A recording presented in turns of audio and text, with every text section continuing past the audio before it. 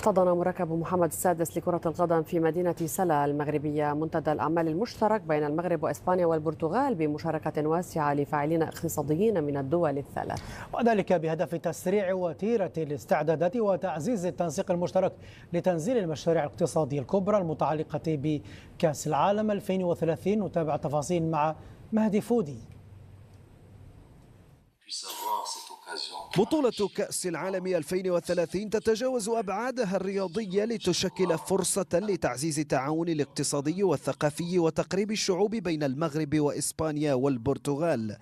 أما تحقيق انتعاش اقتصادي مستدام فهو هدف رئيسي تضعه البلدان الثلاثة نصب عينيها، وقد شكل جوهر أشغال منتدى الأعمال المشترك بمركب محمد السادس لكرة القدم. فرصة مواتية لتبادل الخبرات وبناء الشراكات في القطاعات الحيوية ضمن مشاريع الاستثمارات التي قد تتجاوز من الجانب المغربي حاجز ال5 مليارات يورو. العائد الاقتصادي المباشر للبطولة في كل بلد سيناهز 5 مليارات يورو، لكن إلى جانب ذلك يجب تقييم كل ما تمثله المسابقة من تأثيرات أخرى لا تقتصر فقط على الجانب الرياضي البحت.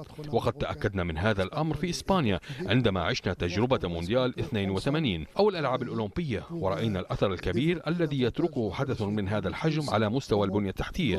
فالأمر لا يقتصر على ملعب كرة القدم الذي سيستغل لأغراض متعددة، بل يشمل أيضا القطارات والطائرات وكل ما ينتج عن ذلك من تأثير اقتصادي هائل ناتج عن هذا الأثر المحرك.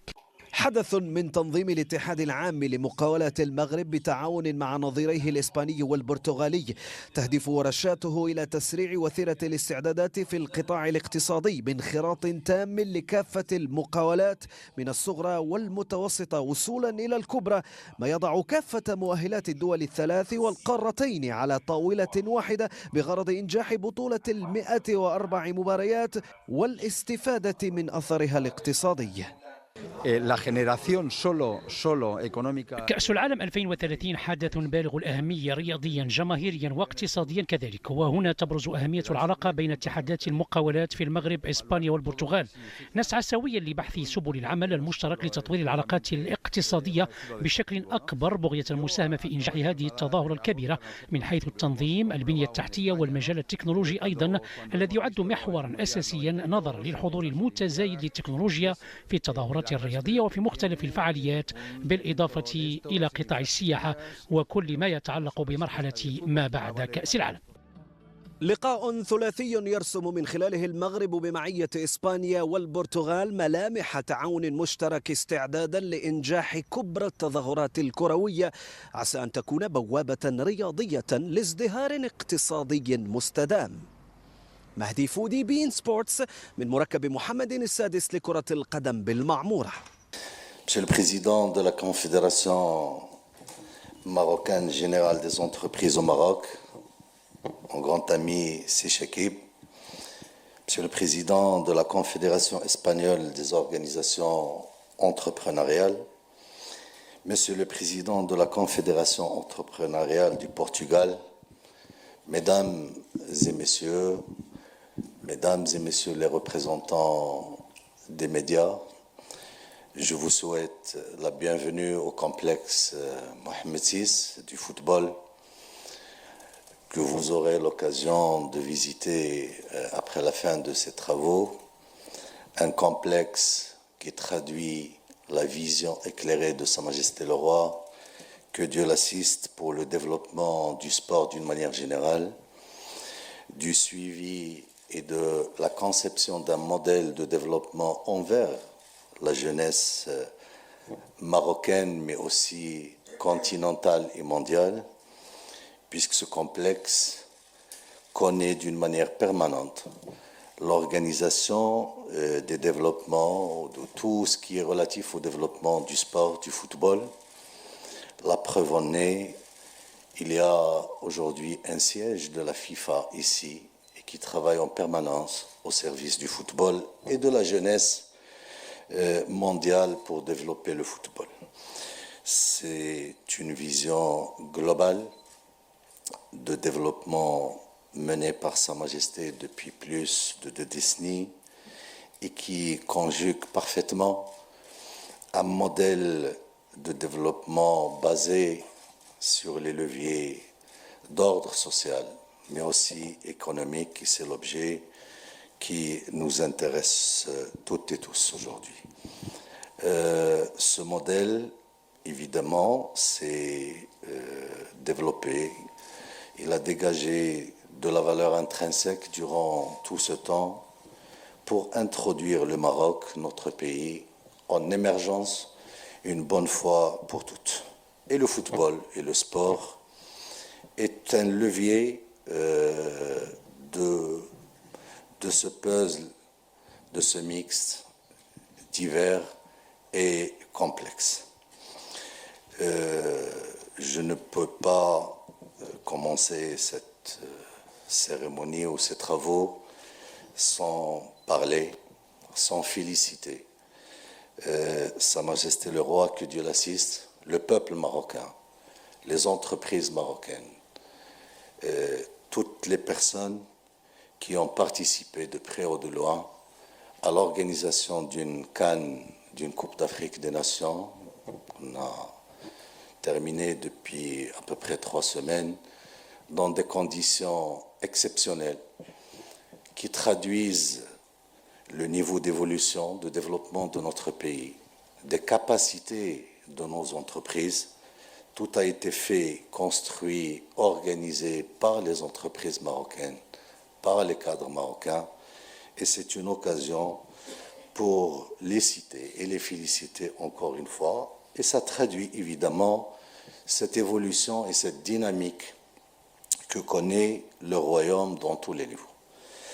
C'est une Coupe d'Afrique des Nations qui a confirmé l'implication du royaume dans un processus de développement organisationnel exceptionnel et qui évidemment a constitué une étape dans un processus qui nous ramènera en termes d'organisation des événements sportifs ensemble avec nos collègues et nos amis espagnols et portugais pour organiser la Coupe du Monde 2030 qui, de l'avis de tout le monde, c'est une coupe, et ça sera une Coupe du Monde exceptionnelle.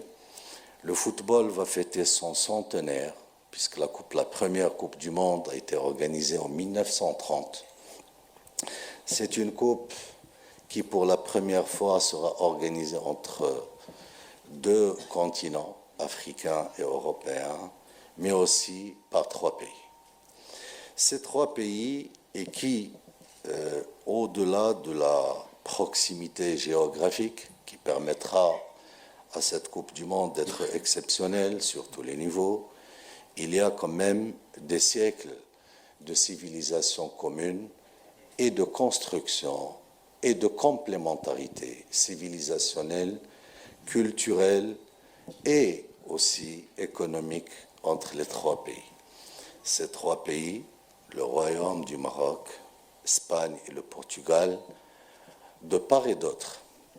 Aujourd'hui, il n'y a pas de dépaysement de découvrir des réalisations de part et d'autre de la rive méditerranéenne qui confirment cette histoire commune, ce travail et cette construction faite dans la complémentarité, plutôt dans une fusion entre les populations à travers l'histoire.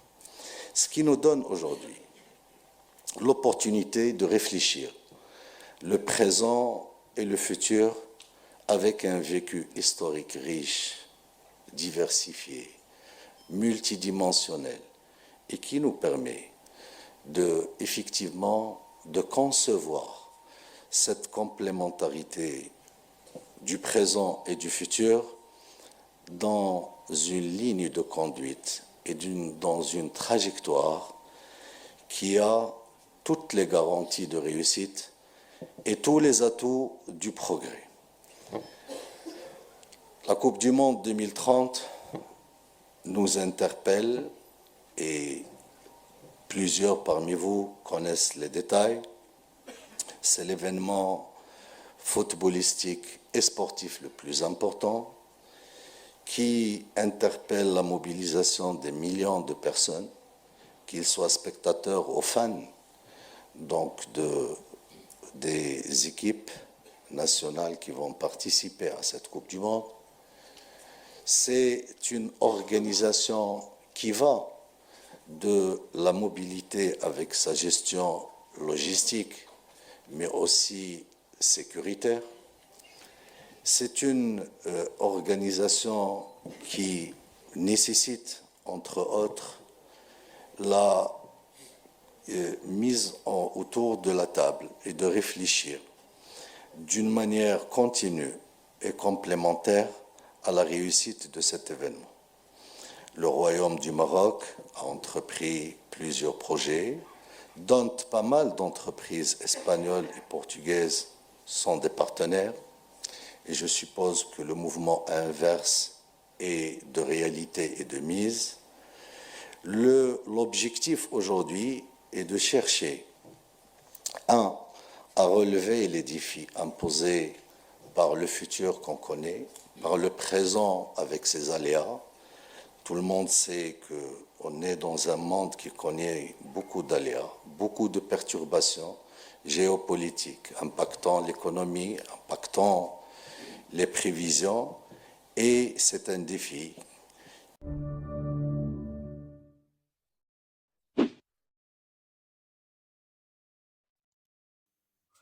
يستضيف نادي الجيش الملكي ضيفه نادي يانغ أفريكانز التنزاني، وذلك برسم الجولة الخامسة من مرحلة المجموعات لمنافسة دوري أبطال إفريقيا. وفي هذا الفيديو سنوافيكم بالموعد والتوقيت والقنوات الناقلة لهذه المقابلة. إذن سيستضيف نادي الجيش الملكي ضيفه يانغ أفريكانز على الملعب الأولمبي بالعاصمة المغربية الرباط، وذلك اليوم السبت انطلاقا من الساعة 8 بالتوقيت المغربي، الساعة 10 بتوقيت مكة المكرمة. ويمكنكم متابعة اللقاء عبر قناة بين سبورتس 5. وسيسعى الفريق العسكري لتحقيق الانتصار بنتيجة أكثر من هدف واحد، والتي ستمنحه التأهل الرسمي عن هذه الجولة دون انتظار النتائج المقبلة في الجولة الآخرة والسادسة، حيث سيرحل لمصر لمواجهة نادي الأهلي. وسيسعى الفريق العسكري لتحقيق الانتصار والظفر بالنقاط الثلاثة ليرفع رصيده ل 6 نقاط في المركز الثاني من جدول الترتيب.